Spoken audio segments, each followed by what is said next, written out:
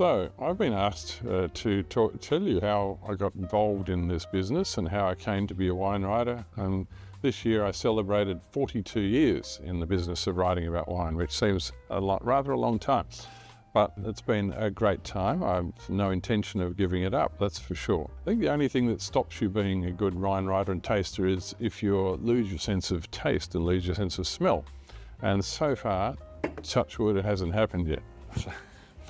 So how did I start out? I started out because I was always interested in writing. So when I left school, I did an arts journalism course, and was the first course of its type in Australia down in Geelong in Victoria, and what is now Deakin University. I worked in newspapers, so I did a cadetship on a country newspaper. 5 years in newspapers, finally decided that I wanted to be in the wine business. Tried to persuade my father that he should plant vines on his farm in Western Victoria, and of course that was not a good idea. I'm glad we didn't do it. It would have been a failure. Firstly because it wasn't very good land for a vineyard, and secondly because I'm probably not cut out to be a winemaker. So I worked in wineries for several vintages, and I worked in wine retailing for a number of years. And one of the things I learnt was that I worked with the great Trevor Mast at Best's at Great Western. He was their winemaker for 12 years, and I was lucky enough to be under his wing for a while. He was a great mentor to me. I learnt so much from him. He was such a top winemaker, but also a great human being. One of the things he said to me was, don't be a winemaker. You're not a winemaker. Be a writer, be a marketer, be something like that on that side of the business. And at the time I thought, that stung a little bit, but no, I wanted to make wine. But he was right. He gave me very good advice, and that's what I've been doing for the rest of my life. So after all of the experience of production, I came to Sydney, worked, as I said, in retailing for 5 years in a wine shop. Started writing almost in my spare time straight away, almost. That's for the Financial Review. There was a very famous editor at the Financial Review called Paddy McGuinness, who was this very large man with a big beard and a loud voice and a very intimidating kind of guy. And he looked at me and he said, what do you mean? You've got a tertiary qualification in writing, in journalism and in wine. This is unheard of. You're hired, but I'll give you a $50 a week and a short trial period, and we'll see how you go. So that was my start. I did refer then, of course, to going to Roseworthy, which I did after being a bit tired of daily newspaper work. I went off to journalism to study wine full-time at Roseworthy College, which was one of the best decisions I ever made. And I think if you want to be a professional in the wine business, there's no better thing to do than to get some proper qualifications, to get some training. For me, it was Roseworthy Agricultural College. For a lot of people these days, it's the WSET and possibly even the Master of Wine qualification. There are many ways of getting experience and knowledge about wine, but it is invaluable to get something like that behind you. So I started off writing for the Financial Review. That lasted for a couple of years until they employed a teetotaler for the editor of my section, and she said, we're not interested in alcohol here, off you go, sonny. And then the Sun Herald picked me up almost straight away, which was nice. I worked for them for about 6 months before the Sydney Morning Herald approached me, and I worked for them for something like 35 years. It sort of gradually slipped away towards the end of that period because newspapers, of course, have fallen on hard times, but luckily around about that time I started getting interested in the internet, and the rest of course is history with a Real Review. But wine was always my hobby for a long time. I guess going back to when I was a cadet reporter in country New South Wales, my first editor was a complete wine nut. He loved wine, he knew a lot about it, he wrote about it in the local newspaper, which oddly enough he wrote a wine column in our newspaper and I wrote a music column. I used to borrow an LP record from the local record shop every week, listen to it slowly and probably legally recording it for my own use later on, return the record to the shop and write a critique of it in the local paper. So that was my first experience as a critic in the print media, going back to the mid-1970s. It seems such a long time ago. So probably since then I've had at least some weekly writing almost every week of my life. So the day in the life of a wine writer, well, we're all different, of course. We all have our different commitments. I still write a bit for A Good Weekend magazine, so every second week I do a little column there. But most of my writing is online, of course, at the Real Review, and everything I taste is reviewed in the Real Review.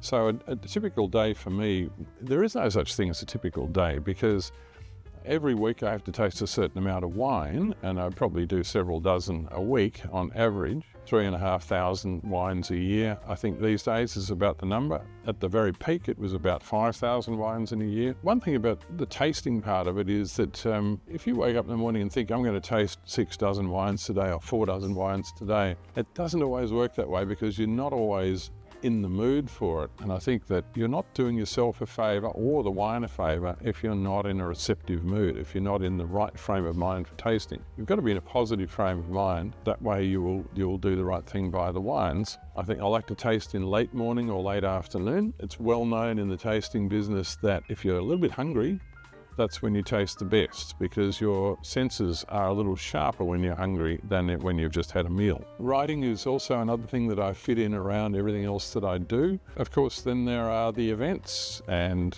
there was a time towards the end of this year, 2024, when we were doing an event. I was hosting an event almost every second week because we really packed a lot of activities into this year, so especially the second half of the year.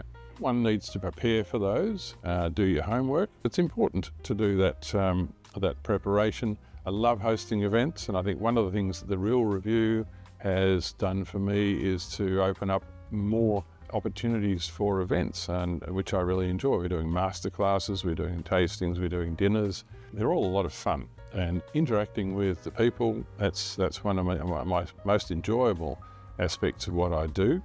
To meet the people who follow the Real Review, who read what we write, read our reviews, act on our reviews by buying wine. They've always got something to discuss. I bought some of these wines which you recommended, and I'm so grateful for that review. Or, gee, I wasn't that thrilled with that wine you reviewed last week. And I'll say, well, unfortunately we can't individually target wines to every person's personal taste. This is one of the joys and frustrations of reviewing. To try and review a wine in a way that will describe the wine to the consumer so that they'll know what they're going to be buying. That's a difficult thing. Not everybody is good at that. I find that there are people who are great tasters, who are great writers, but generally it's hard to find people who are both a good writer and a good taster. But this is what we do at the Real Review. We have a wonderful team. They're all experts at what they do, and the results are there for you to use. So one of the things that I've enjoyed about my career in wine writing is travelling. People say, oh, you're so lucky to be a wine writer. You get to taste all that wonderful wine and have all those great experiences. And I do. I love it and I value it, and I think I'm very fortunate. One of the great opportunities I had in my wine writing career was interviewing Max Schubert and writing a book about him. Max Schubert was the chief winemaker of Penfolds, of course, for a period of time in the 70s when he created Grange Hermitage. When I met him and spent a lot of time with him researching the book, he was towards the end of his life. He always used to say things like, you've got to always improve. If you think that you're doing the best that you can do, you're wrong, because you can always do better. And he always encouraged people to do better and to go after quality is the number one concern. The other thing that I always think when I'm perhaps not feeling like going out to another event and tasting wine again, he said, never pass up an opportunity to taste wine. Taste as much wine as you possibly can. If you want to be a professional in the wine business, that's the building block, is to taste very widely, taste as much as you can, and train your palate. Always listen to people who know more about wine than you do and learn from them. So when I asked Max Schubert what he would choose to be his favourite accompaniment to a bottle of Grange, he was so down to earth. He'd just say, I really like drinking a bottle of Grange with a meat pie from Linky's Bakery, which is in Nuriutpa, just down the road from Penfolds, and I think fancy just a meat pie and some Grange. Fantastic. Now, I've done a lot of judging in wine shows around the world, and I don't do it much in Australia anymore. I think I've done my time at that. I've spent years, probably, if you add up all the time I've spent. I really much prefer to taste wine as we do at the Real Review, because the way we do it, you can give the wine a lot more time and you can control everything about the tasting, the temperature, the type of glassware, how much time you take, and so on. And that's so important to getting a good result. So I much prefer to taste wine the way we do it than judge and show. But I get a chance to be a bit of a mentor to young people from all around the world. And a lot of them know about Australian wine already, but a lot of them are still learning about it. So the opportunity is there to help these people learn about Australian wine. And I kid myself that I'm doing something for the Australian wine industry in doing that, but also I love turning on the lights for these people and showing them a little bit about what Australia does that's so important, so good. So I guess that's a bit of a summary of what it's like to be a wine writer who's been at the game for a long time. So cheers to that, and here's to the stuff in the glass, which is what it's all about. Wonderful.